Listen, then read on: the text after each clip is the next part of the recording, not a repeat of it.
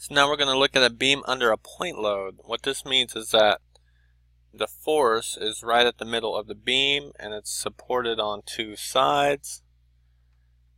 And what we're going to do is we're going to take our equation for calculating deflection and we're going to solve for the span instead. Because we usually know a minimum deflection that we want.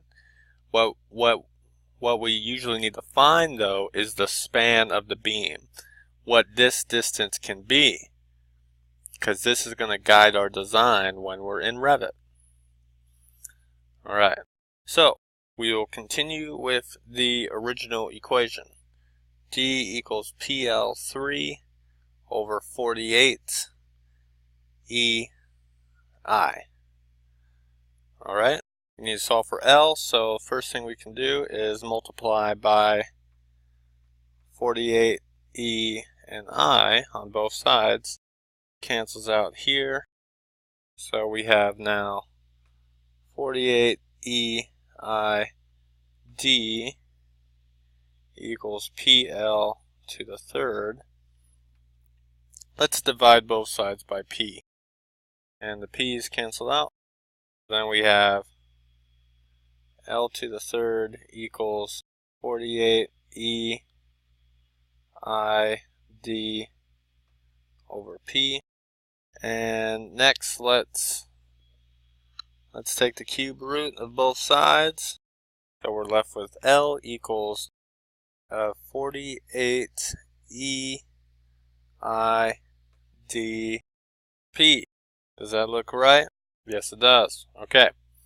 Then we need to plug in numbers. Okay. Zoom in a little bit so it's easier for me to manage. 48 E is 1,700,000. That's PSI. And then I is 324 inches to the fourth. And then D is 0.9. And that's inches. All over P of 3,800 pounds. And of course we have our cube root. We cannot forget this cube root right here. Plug in all the numbers with our calculator. Let's see what we got. We got 48 times 1,700,000 times 324 times 0.9 divided by 3,800. And we're going to take the cube root of this, which there we could just do the exponent to 1/3, like we had discussed. And we get 184.31. And we're probably going to round to nearest inch.